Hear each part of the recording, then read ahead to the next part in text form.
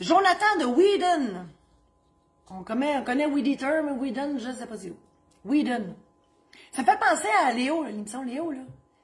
Oui, en tout cas, il me semble que la vie, ça ressemble à ça, mais c'est pas tout à fait ça. Oui, je sais plus. En tout cas, bref. Léo, 4e saison, j'y arrive. Jonathan. Mon père vient de me demander d'être liquidateur de sa succession lorsqu'il décédera.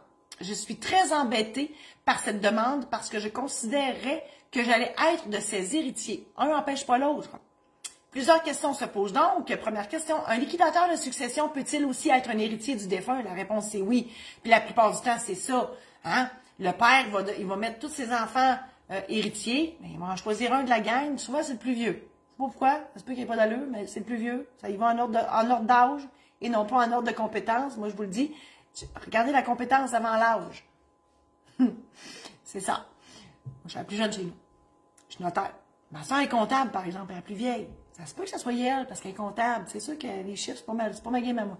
Ça se peut que c'est ma soeur. Ça se peut qu'on soit ensemble. On le sait pas. On le sait pas. On va le savoir en temps opportun. Pas de suite. Je suis rendu loin. J'ai fait une méchante parenthèse. Là, je reviens.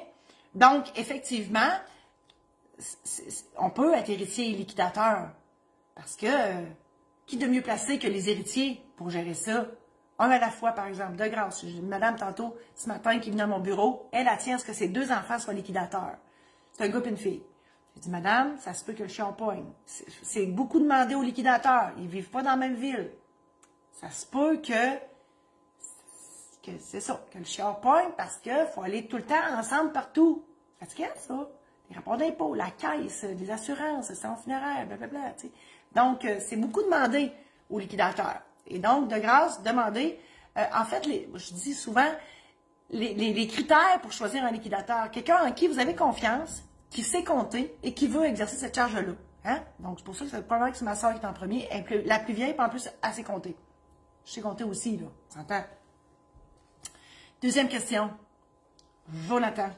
Le liquidateur de succession peut-il être rémunéré? C'est aussi la question m'a été posée hier. Ça dépend du testament. Donc, en principe, le liquidateur se rembourse ses dépenses. Donc, ce que ça va lui avoir coûté pour agir. S'il a payé le notaire, s'il a payé les sandwichs, s'il a payé les fleurs, s'il a payé une coupe de patente de même. Si c'est marqué dans le testament qu'en plus de ça, on donne une rémunération, il l'aura. J'ai déjà vu dernièrement un remboursement du salaire perdu. C'est rare qu'on voit ça. Mais vous pouvez le faire aussi. Il faut que ça soit écrit. Dernière question. Est-il obligatoire pour le liquidateur de succession de faire vérifier le testament s'il est notarié? Non. S'il est devant témoin ou écrit et signé de la main du testateur, la réponse est oui. Il devra être vérifié par la Cour avant d'être appliqué.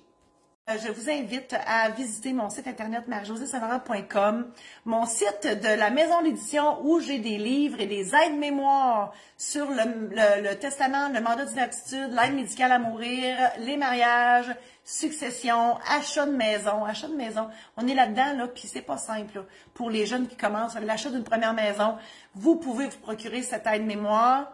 Ça, c'est sur maisondédition-saint-laurent.com. Sur mon site internet, il y a des programmes en ligne. Donc, tu sais, si là, je vous parle, là, puis vous aimez ça, je vous informe et tout ça, mais quand on dit, oh, boy, OK, il faut que je pense à mon testament, à mon mandat d'inaptitude, mon mariage, c'est bien beau, les bas bruns, oh mon Dieu, les bas bruns, j'ai dit les bas bruns, les bas noirs arrivent à l'heure, le gâteau, la robe, mais il y a plein d'autres choses, puis là, vous dites, oh my God, comment je vais faire? Ben, les programmes en ligne, là, c'est pas compliqué, c'est moi qui vous parle. Puis là, je vous défile ça, là. Tu sais, je vous explique ça. Puis là, si je parle trop vite, vous pesez sur pause, mettez-moi sur mute si ça vous tente plus. Regarde, c'est vous autres le boss.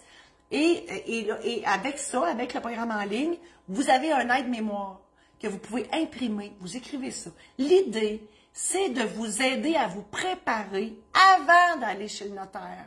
Parce que, je le sais, on est bien fatigants, les notaires, on effraie le monde, je sais.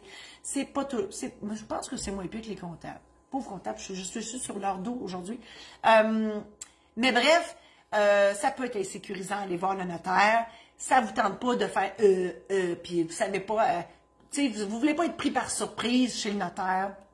Donc, vous pouvez vous préparer. L'idée, c'est ça. Alors, sur les testaments, les mandats d'inaptitude, l'aide médicale à mourir, l'aide-mémoire que j'ai parlé tantôt, il est gratuit à l'achat de celui du testament ou du mandat d'inaptitude. Ça, je parle de votre aide-mémoire. Donc, papier ou version numérique. Programme en ligne aussi sur la préparation du mariage, la cérémonie, j'en parle, et aussi tout ce qui a rapport au régime matrimonial, au patrimoine familial. J'explique tout ça en détail. Règlement d'une succession. C'est déjà assez pénible de perdre quelqu'un dans la vie. Si au moins vous pouvez vous aider avec la paperasse, de grâce, programme en ligne, aide-mémoire, ça vous donne une bonne partance, beaucoup moins compliqué que le fameux livre qui vous donne au salon funéraire qui vous empêche de dormir. Ensuite, l'achat de maison, je l'ai dit. J'ai aussi une formation, elle n'est pas encore affichée sur mon site. Mon site est en reconstruction. Une formation en démarrage d'entreprise, tout ce que vous devez savoir avant de démarrer une entreprise. Marcel, ici, je ne sais pas pourquoi, il veut que je vous le montre. Marcel, viens dire bonjour. Et voilà, Marcel, Ah, eh oui, c'est Marcel. Ben oui, gros bébé. Alors, voilà.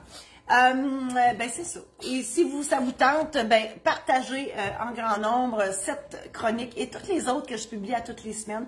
Vous pouvez aller sur YouTube, Notaire pas ordinaire, mes chroniques sont toutes là. Voilà, j'ai fini. Merci infiniment. Je vous embrasse. Bonne semaine et à la semaine prochaine.